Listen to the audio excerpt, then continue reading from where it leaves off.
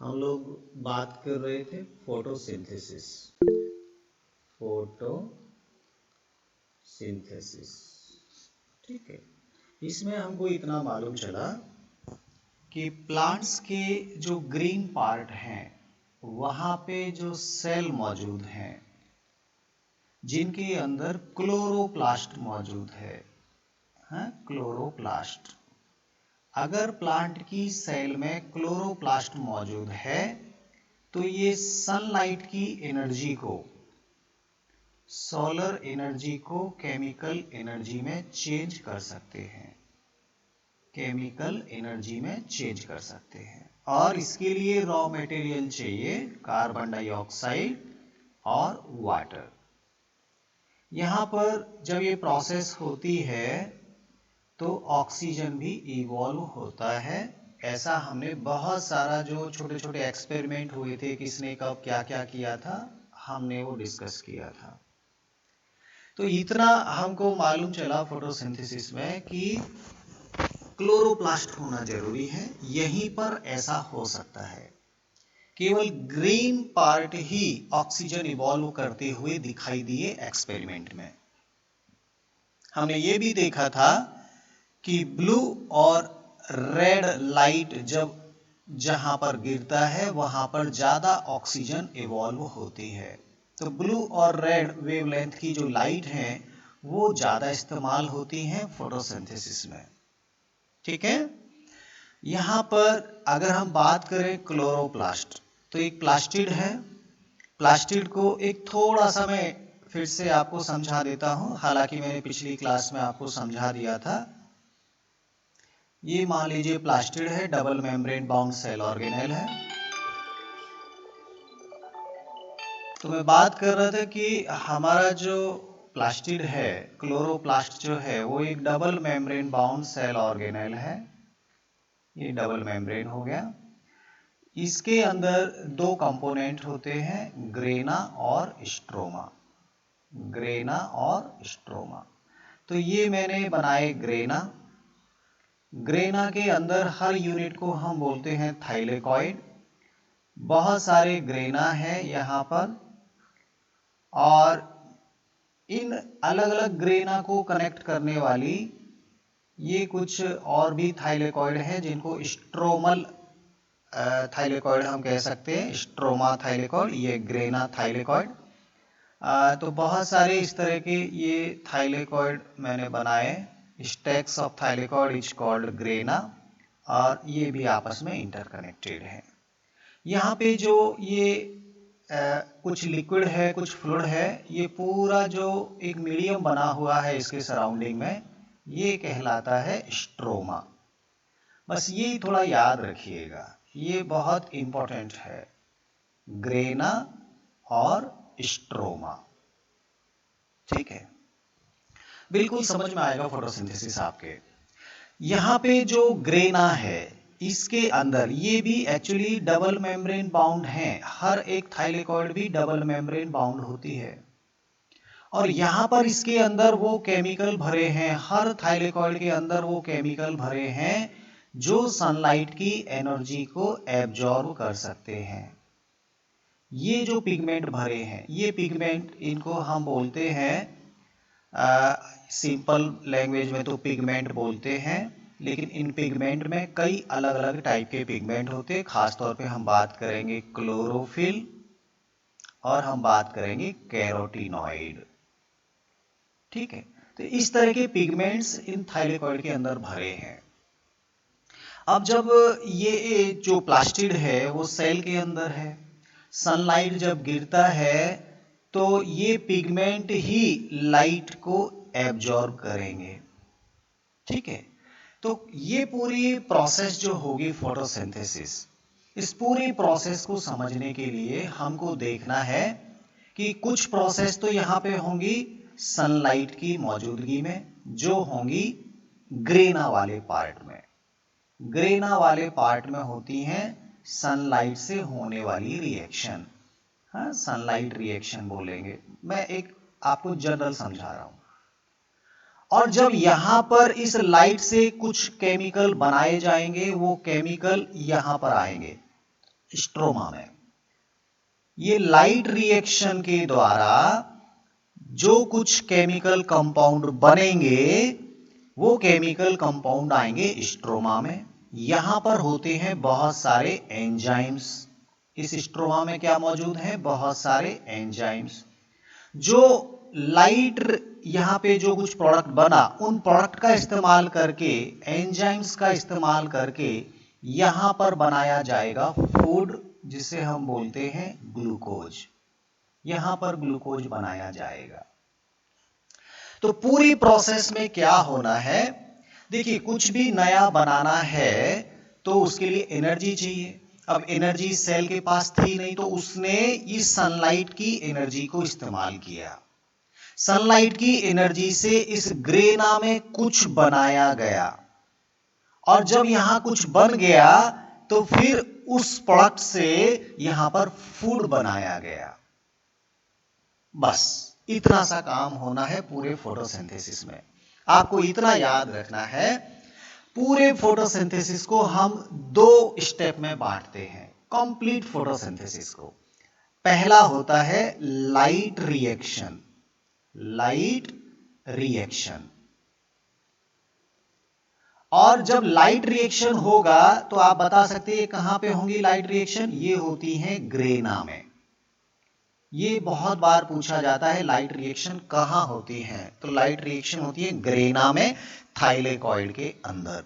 क्योंकि थाइलेकॉइड में पिगमेंट मौजूद होते हैं, वो ही लाइट को एब्जॉर्ब करके रेस्पॉन्स करते हैं, कुछ ना कुछ प्रोडक्ट बनाते हैं। ये पिगमेंट ही ऐसा कर सकते हैं, बाकी के केमिकल नहीं कर सकते। आप बोलेंगे सर ये केमिकल आखिर क्या है, क्लोरोफिल क्या है? आप सीधा simple carbon, hydrogen, oxygen, nitrogen के अलावा कुछ भी नहीं है। Chlorophyll C55 H72 O5 N4 Mg, ये होता है chlorophyll. C55 H72 O5 N4 Mg, ये होता है क्लोरोफिल का केमिकल। अब ये केमिकल इतना अनस्टेबल टाइप का है कि अगर इस केमिकल के ऊपर लाइट गिरती है तो ये इलेक्ट्रॉन इमिट करता है। ये केमिकल क्या करता है? इलेक्ट्रॉन इमिट करता है। एक्चुअली इसके बॉन्ड बहुत कमजोर हैं।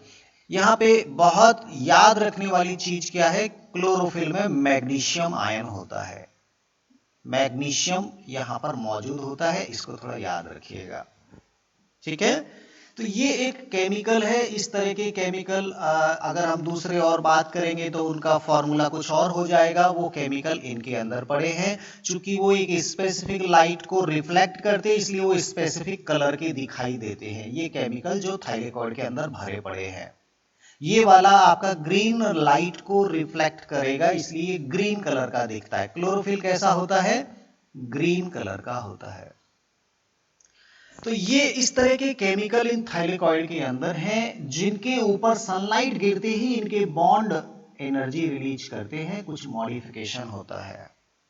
तो ये वो कंपाउंड हैं जो लाइट से रेस्पॉन्स करते हैं। लाइट रिएक्शन होती है ग्रेना के अंदर।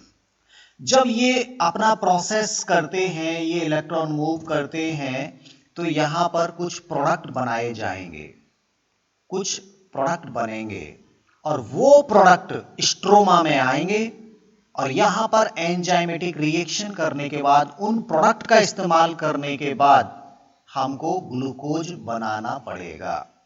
तो जब ये लाइट रिएक्शन हो जाएगी, जब ये ग्रेना के अंदर लाइट रिएक्शन हो जाएगी और प्रोडक्ट बन जाएंगे, उसके बाद ही फूड बनाने का काम हो पाएगा। अगर ये रॉ मटेरियल यहां से यहां नहीं पहुंचे तो फोटोसिंथेसिस नहीं हो पाएगा। केवल लाइट एब्जॉर्ब हो गया, उससे क्या होगा? कुछ नहीं होगा। अभी काम बाकी है। फूड तो यहां बनना है स्ट्रोमा में। तो अगला जो प्रोसेस होगा, जो कि डिपेंड है लाइट रिएक्शन के प्रोडक्ट पर।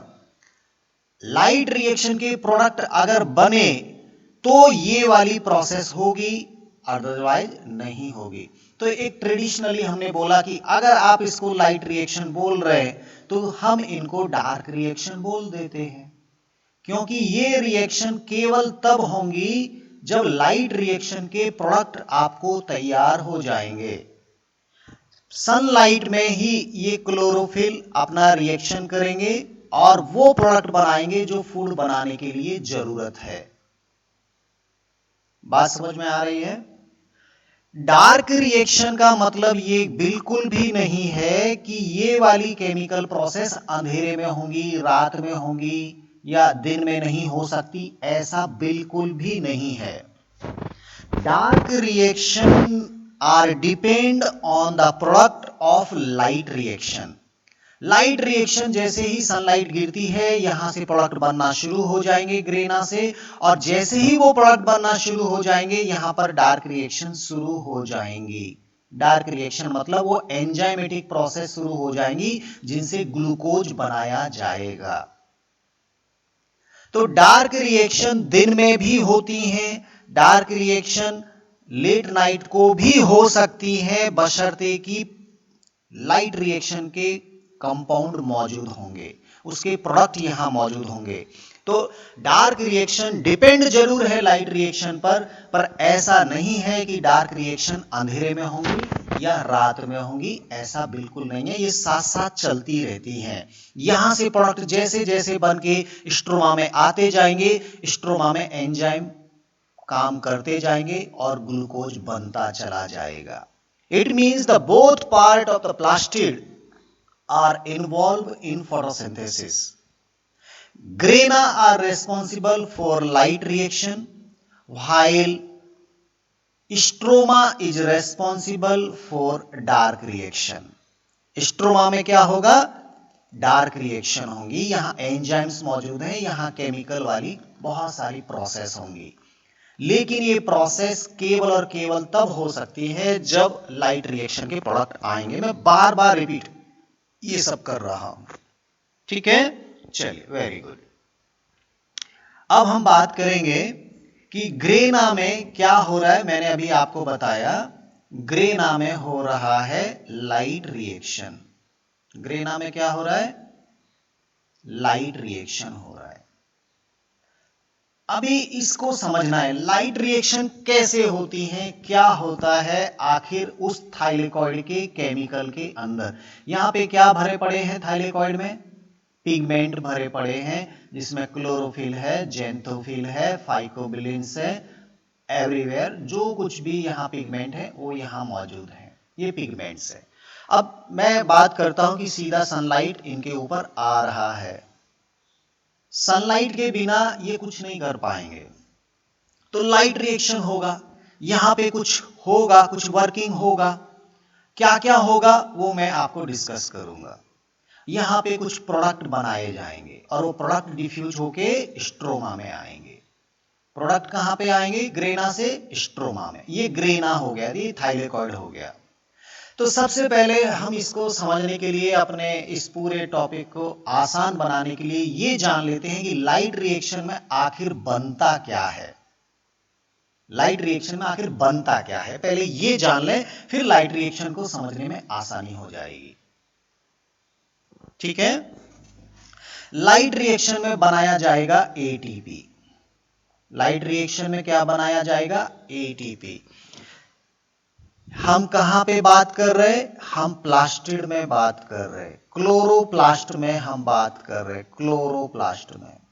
सर अभी तक हमने ये पढ़ा है कि एटीपी तो माइटोकॉन्ड्रिया बनाता है। बिल्कुल आपने सही पढ़ा। एटीपी कौन बनाता है? एटीपी माइटोकॉन्ड्रिया बनाता है। लेकिन कब बनाता है? जब फूड का ब्रेकडाउन करता है, फूड को तोड़ता है और एनर्जी निकालता है, तभी तो बनता है एटीपी। और फूड को तोड़कर एनर्जी निकालना क्या कहलाता है? रेस्पिरेशन कहलाता है। ये रेस्पिरेशन कहलाता है, फूड को तोड़कर एनर्जी रिलीज करना, ये रेस्पिरेशन कहलाता है। और माइटोकॉन्ड्रिया वैसा काम करता है और एटीपी बनाता है, जो एनर्जी निकलती है उसको एटीपी में स्टोर कर लेता है। एटीपी का कंसेप्ट मैं ऑलरेडी समझा चुका हूं, एडिनोसिन ट्राइफॉस्फेट, फास्फोरस को जोड़कर एनर्जी स्टोर की जाती है।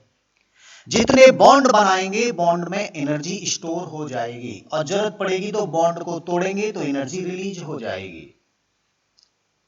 ठीक है, तो ये फूड से एनर्जी निकला, ये रेस्पिरेशन था। यहां पे क्या पढ़ रहे हैं हम लोग पढ़ रहे हैं फोटोसिंथेसिस। और फोटोसिंथेसिस कहां होता है? ये होता है क्लोरोप्लास्ट में, प्लास्टिड में होता है, क्लोरोप्लास्ट में होता है। तो क्लोरोप्लास्ट में भी एटीपी बनाई जाती है, ध्यान देना। क्लोरोप्लास्ट में भी एटीपी बनाई जाती है और इस प्रोसेस को हम बोलते हैं फोटोफॉस्फोराइलेशन।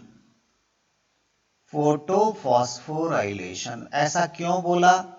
क्योंकि फॉस्फोराइलेशन का काम हो रहा है। फॉस्फोराइलेशन का मतलब एडीपी में फास्फोरस जोड़ा जा रहा है, इनऑर्गेनिक फास्फोरस जोड़ा जा रहा है, फॉस्फोराइलेशन हो रहा है और एटीपी बन रहा है।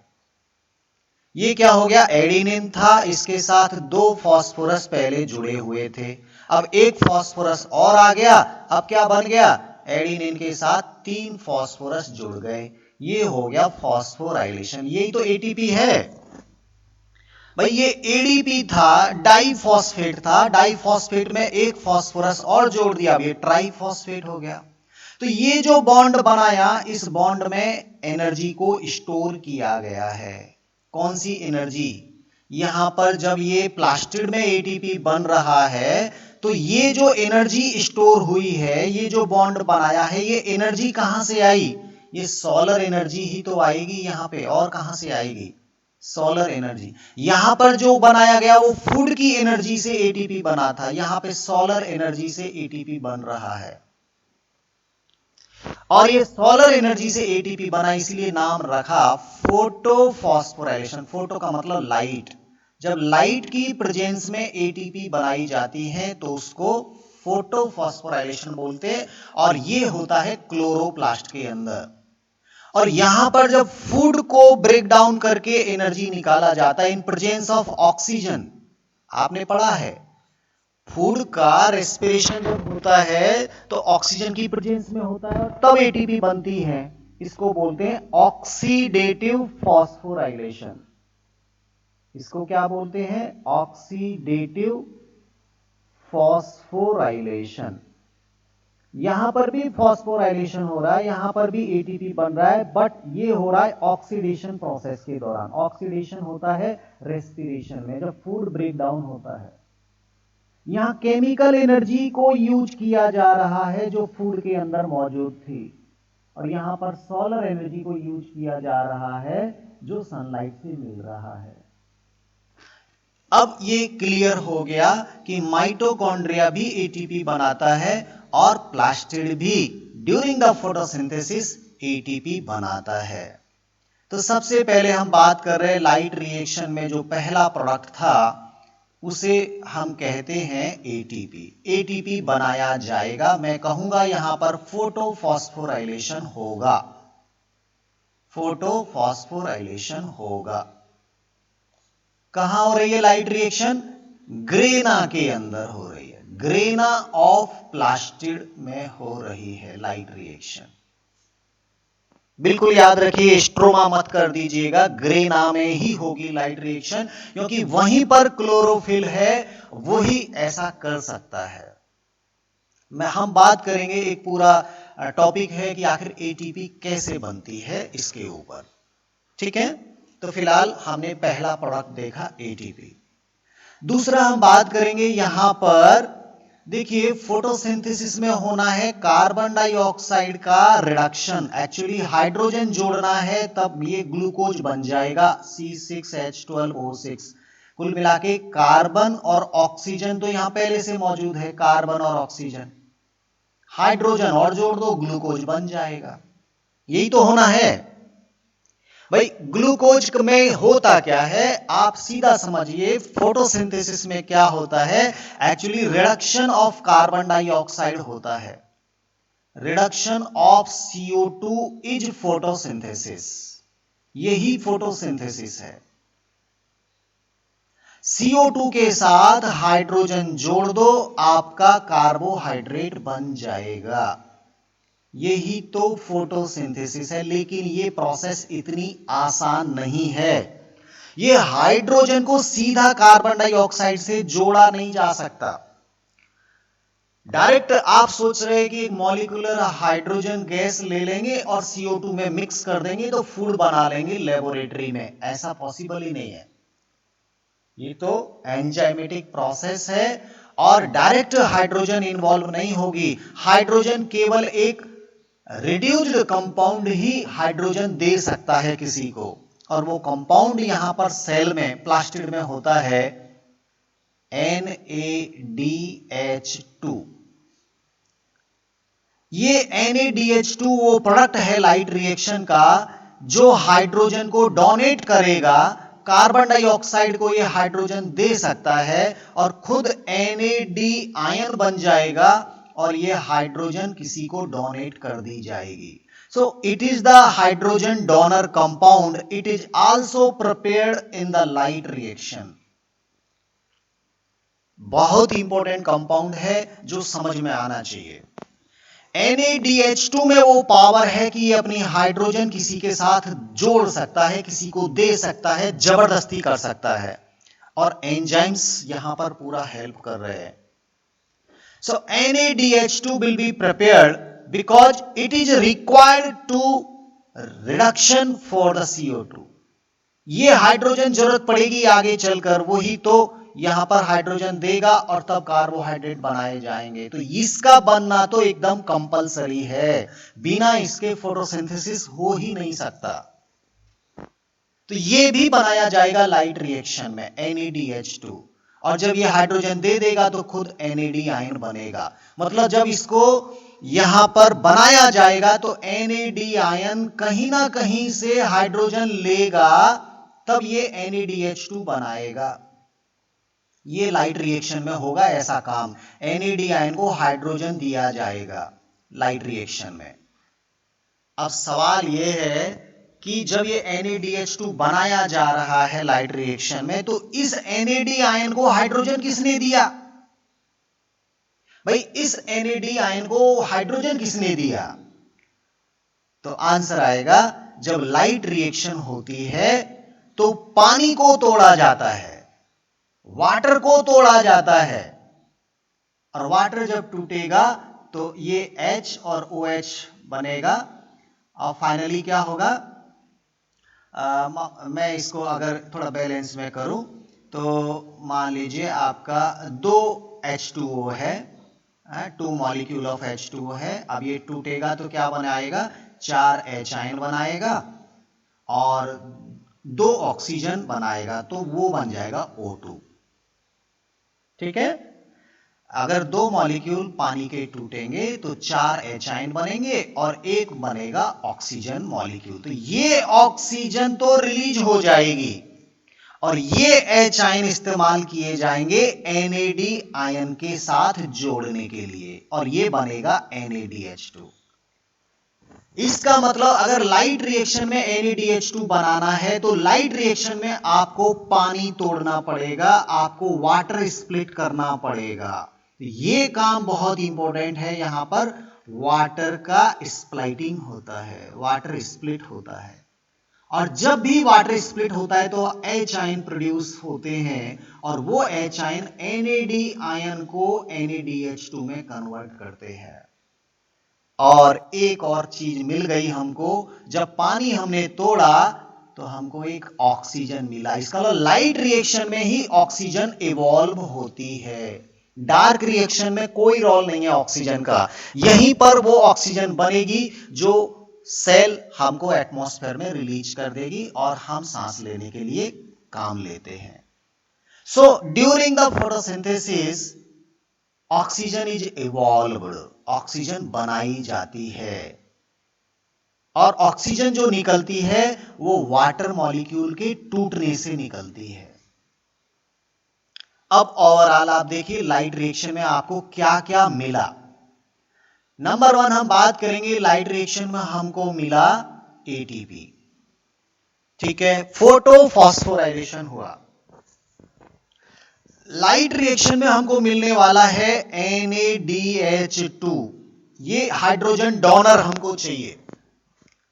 NAD आप याद करो, जब मैं एंजाइम पढ़ा रहा था एज ए को एंजाइम के रूप में काम कर रहा था, ये हेल्प कर रहा था, इधर से लाके उधर दे रहा था, तो ये हाइड्रोजन को पकड़ के लाया और किसी को दे देगा। ये को एंजाइम है, हेल्प करते हैं। निकोटिनामाइड एडेनिन डाइन्यूक्लियोटाइड, मैंने नाम भी याद कराया था आपको NAD का। ये NAD आयन के रूप में पाया जाता है, और जब पानी टूटता है तो उसके H आयन का इस्तेमाल करके ये बनाता है NADH2। ये क्या बनाता है? NADH2 बनाता है। ये बनाया जाएगा। अभी यहाँ पे अब चूंकि इलेक्ट्रॉन की कमी है तो यहाँ पर इलेक्ट्रॉन भी चाहिए, तब जाकर ये NADH2 बनेगा। तो ठीक है, हम सब कुछ उपलब्ध करा देंगे, लाइट रिएक्शन में वो सब कुछ होगा, NADH2 बनाया जाएगा। और यहाँ पर ऑक्सीजन इवॉल्व होती है, ये भी तो एक प्रोडक्ट मिला हमको लाइट रिएक्शन में। हालांकि इसका कोई इस्तेमाल नहीं होगा डार्क रिएक्शन में, ये तो इवॉल्व हो जाएगी बाहर, पत्ती इसको बाहर कर देगी, डिफ्यूज हो जाएगी। ऑक्सीजन क्या हो जाएगी? डिफ्यूज, ये बाहर रिलीज हो जाएगी। या फिर सेल इस ऑक्सीजन का इस्तेमाल अपने लिए जब रेस्पिरेशन करेगा तब इसका इस्तेमाल कर सकती है सेल।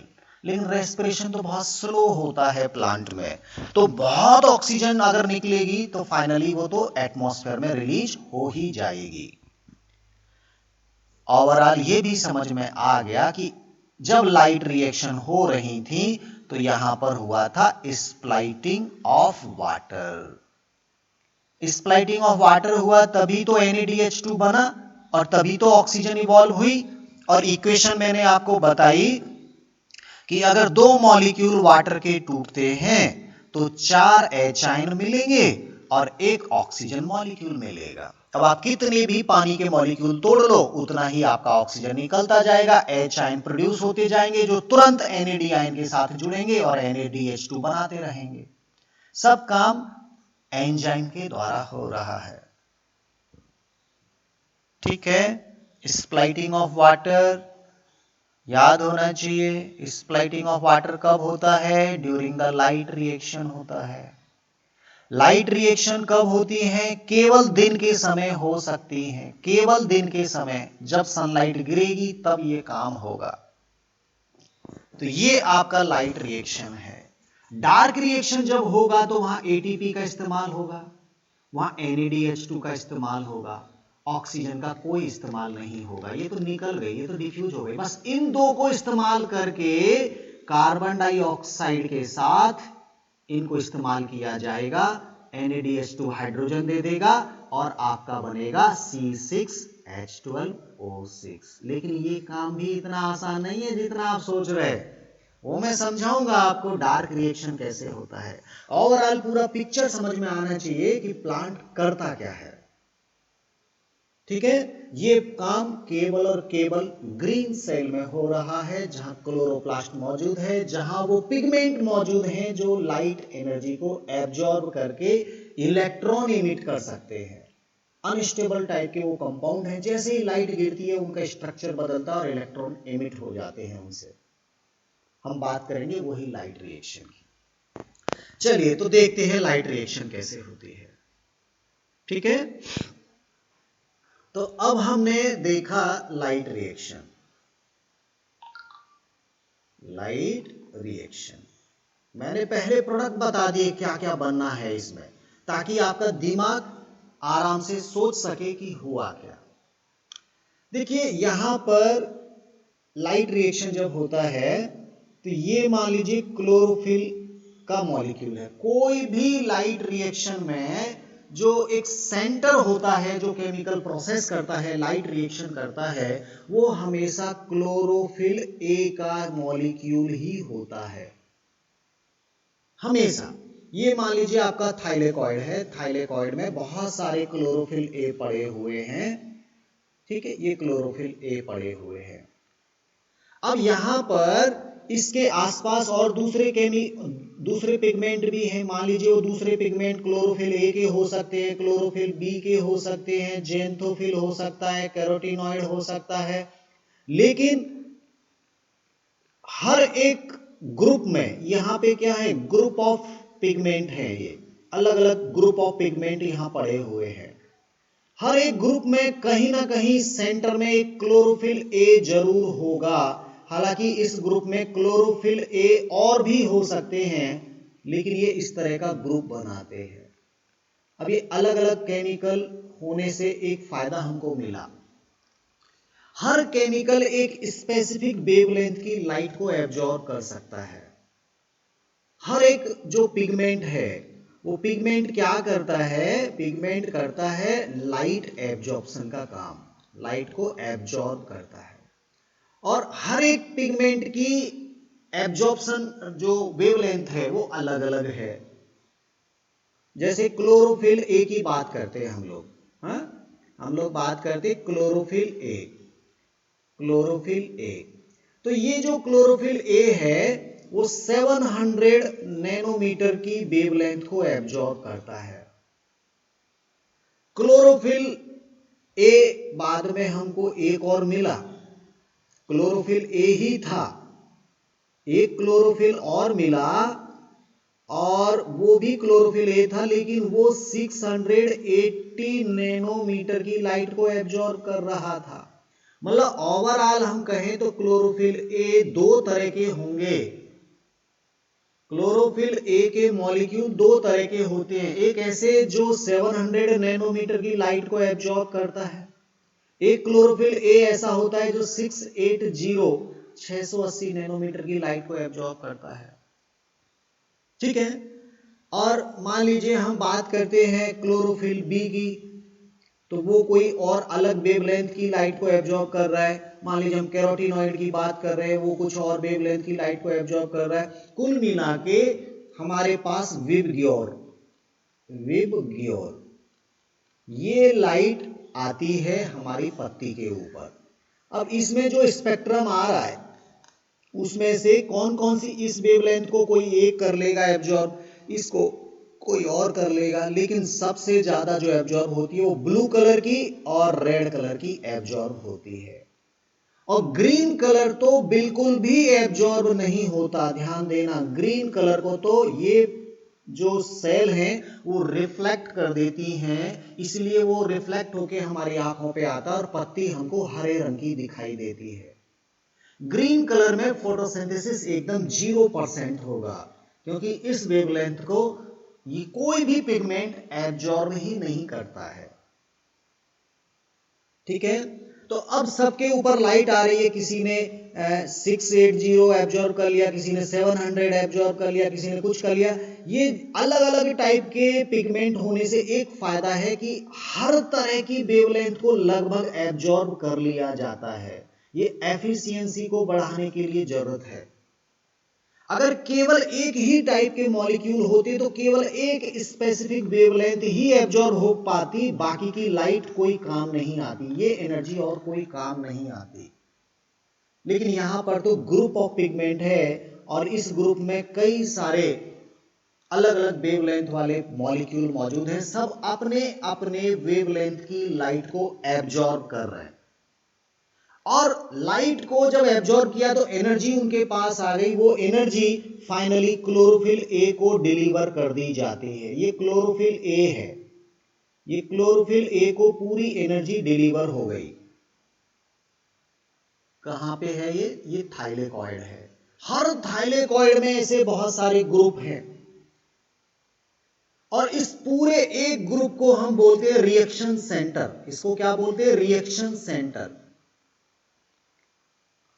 रिएक्शन सेंटर में कौन मौजूद है, क्लोरोफिल ए का मॉलिक्यूल मौजूद है।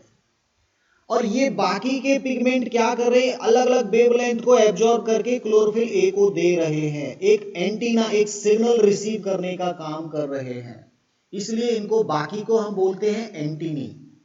एंटीना बोल दीजिए, एंटीना। ये अलग अलग वेवलेंथ को एब्जॉर्ब करके क्लोरोफिल ए को दे रहा है। Chlorophyll A is the reaction centre, और ये जो पूरा ग्रुप बना है इसे बोलते हैं लाइट हार्वेस्टिंग कॉम्प्लेक्स। इसको क्या बोलते हैं? Light harvesting